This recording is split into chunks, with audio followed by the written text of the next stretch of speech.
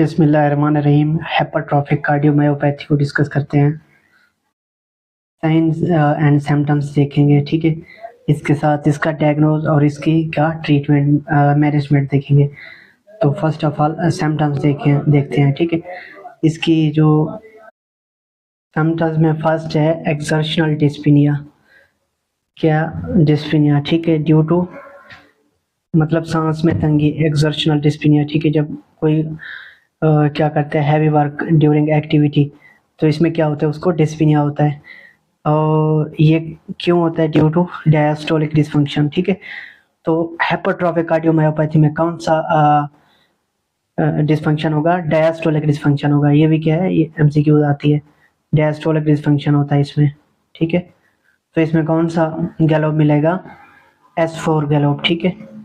S4 due to volume overload, S4 gallop, ठीक है।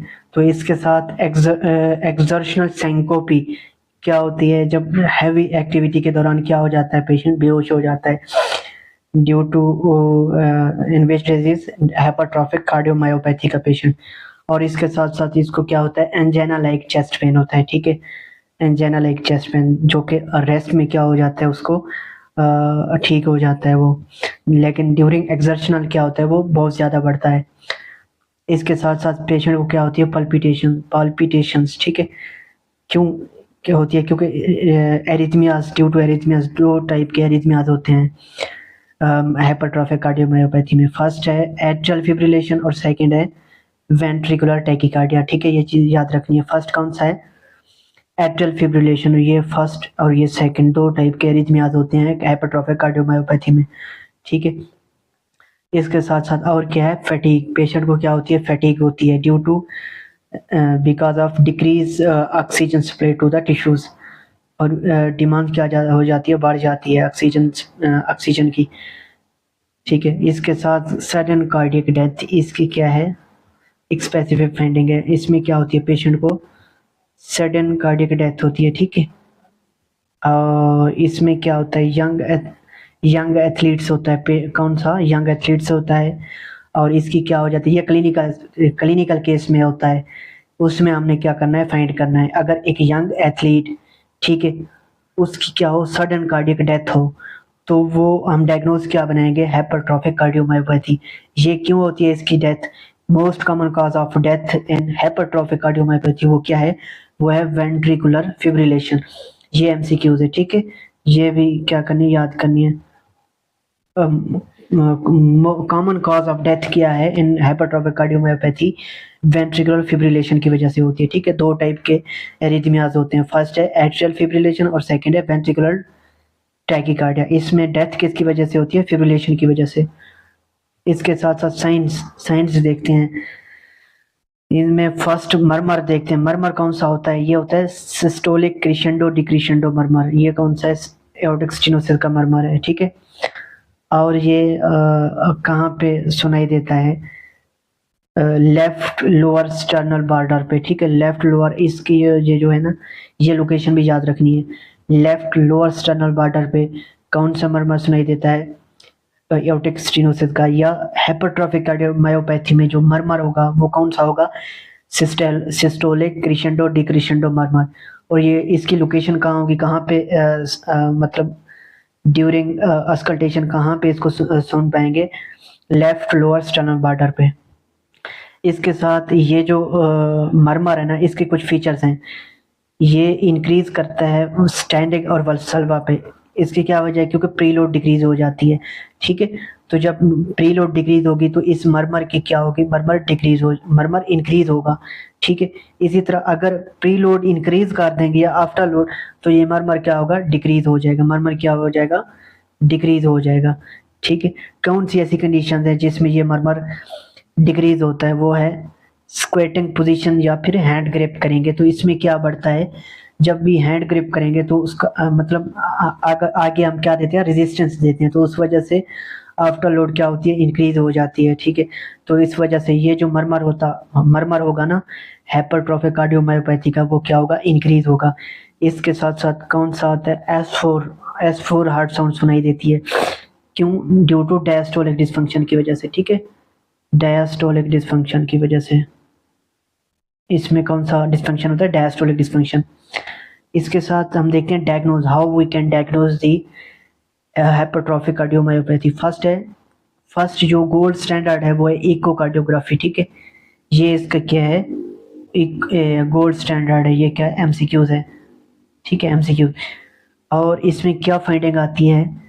There is asymmetric septal hypertrophy, ये भी क्या मेन फाइंडिंग है, ये याद रखनी है। मोर देन 15 mm होती है, मिलीमीटर, ठीक है। और सेकंड जो ऑप्शन है डायग्नोज के लिए वो है ईसीजी। सेकंड क्या है? ईसीजी। ईसीजी में हम क्या देखते हैं, हमें क्या मिलता है? Left ventricular hypertrophy. और लेफ्ट वेंट्रिकुलर हाइपरट्रॉफी की क्या फाइंडिंग है? There will be deep Q waves and T wave inversions, ठीक है। और ये लीड्स याद रखना, किन किन लीड्स में मिलेगी, ठीक है, ये लीड्स में मिलेगी। तो कौन सी ईसीजी फाइंडिंग आएगी? क्यू वेव डीप मिलेगी, डीप क्यू वेव, और टी वेव इन्वर्जन मिलेगी, ठीक है। इसके साथ साथ एरिथमिया भी याद रख लेना है, वेंट्रिकुलर और एट्रियल एरिथमियाज, जिनमें ये दो हैं, एट्रियल फिब्रिलेशन और वेंट्रिकुलर टैकीकार्डिया का क्या मिलता है? एरिथमिया मिलता है कहाँ पे? ईसीजी में, ठीक है। और इसके साथ कुछ एडिशनल टेस्टिंग है, एडिशनल टेस्ट में क्या करेंगे? जेनेटिक टेस्टिंग करेंगे, ठीक है। और इसमें क्या मिलता है? ऑटोसोमल, ठीक है, ऑटोसोमल डोमिनेंट म्यूटेशन होती है इसमें, किन में? ये प्रोटीन याद रखनी है, बीटा मायोसिन हैवी चेन और मायोसिन बाइंडिंग प्रोटीन सी की, ठीक है, प्रोटीन सी याद रखनी है। इसमें क्या होती है? म्यूटेशन आती है, किन चेन में होती है? बीटा मायोसिन हैवी चेन और क्या, और दूसरी मायोसिन बाइंडिंग प्रोटीन में, प्रोटीन सी में, ठीक है। सो आगे हम देखते हैं how we can manage the patient of hypertrophic cardiomyopathy. तो कौन सी ऐसी ड्रग्स हैं we can use and we can manage to the symptoms and complications in hypertrophic cardiomyopathy। First हम देंगे बीटा ब्लॉकर्स, ठीक है।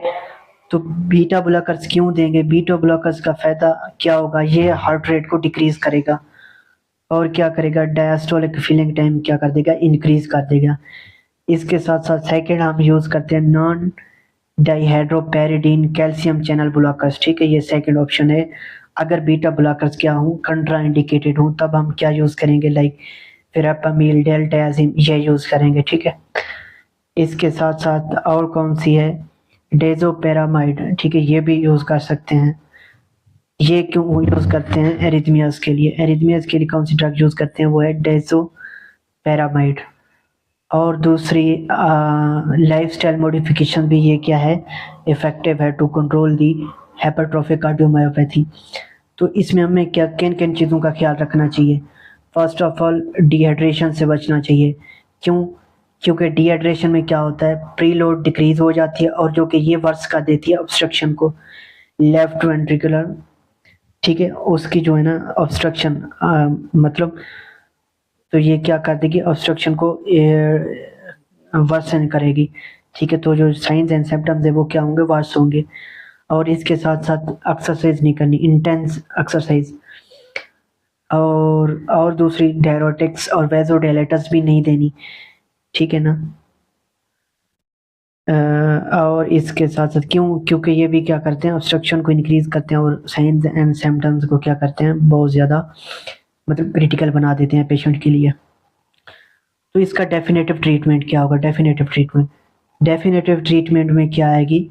सेप्टल मैक्टोमी, ठीक है। अगर ड्रग्स इफेक्टिव नहीं है, ठीक है, तो हम डेफिनेटिव ट्रीटमेंट क्या देंगे? सेप्टल मैक्टोमी करेंगे। इसके साथ साथ कौन सा आता है? अल्कोहल सेप्टल एब्लेशन अल्टरनेटिव, ये उसका अल्टरनेटिव है किसका? मैक्टोमी का। और इसके साथ साथ कुछ वेगनेट्स हैं, कुछ क्लिनिकल हिंट्स हैं, क्लिनिकल केस पिक करने के लिए हाइपरट्रॉफिक कार्डियोमायोपैथी का। वो क्या है? अगर 18 ईयर ओल्ड एथलीट और कोलैप्स करता है and dies suddenly during basketball practice, तो हमें क्या सोचना चाहिए? किस चीज़ का केस हो सकता है? हाइपरट्रॉफिक कार्डियोमायोपैथी का। और इसमें कौन से एरिथमिया हो सकते हैं? वेंट्रिकुलर टैकीकार्डिया और वेंट्रिकुलर फिब्रिलेशन का एरिथमिया की वजह से उसकी क्या हो जाती है? डेथ हो जाती है, डेथ इन एरिथमियाज की वजह से वो पेशेंट डाइज करता है। और इसके साथ सेकंड है क्लिनिकल हैंड, अगर हार्ट सिस्टोलिक मरमर मिलता है at left lower sternum border पे, ठीक है, और इंक्रीज करता है विद स्टैंडिंग एंड वल्सल्वा, तो भी हमने क्या थिंक करना है, हाइपरट्रोफिक कार्डियोमायोपैथी का डायग्नोस बनाना है। इसके साथ साथ थर्ड पे है, थर्ड भी एक क्लिनिकल हिंट है, अगर ईसीजी शो करे डीप क्यू वेव और टी वेव इन्वर्जन इन यंग पेशेंट और उसकी फैमिली हिस्ट्री भी क्या हो, पॉजिटिव हो, तो तब भी हमने क्या डायग्नोस बनाना है, हाइपरट्रोफिक कार्डियोमायोपैथी। इसके साथ फोर्थ ऑप्शन है echo shows asymmetric septal hypertrophy अगर हो, ठीक है, तो और उसके साथ साथ क्या हो, systolic anterior motion of mitral valve, तो भी हमने क्या बनाना है डायग्नोस, वो भी हाइपरट्रोफिक कार्डियोमायोपैथी। ये क्लिनिकल हिंट्स हैं, क्लिनिकल पिक करने के लिए इसका जो केस आती है ना एग्जाम में, तो ये हिंट्स हैं और ये ज़रूरी हैं। इसके साथ साथ फिफ्थ पे है syncope with exertion and no carotid sinus hypersensitivity, normal table test, तो भी हमने क्या करना है, थिंक करना है हाइपरट्रोफिक कार्डियोमायोपैथी को, ठीक है। तो इस वीडियो को इधर ही एंड करते हैं, तो नेक्स्ट देखेंगे इंशाल्लाह अगला टॉपिक।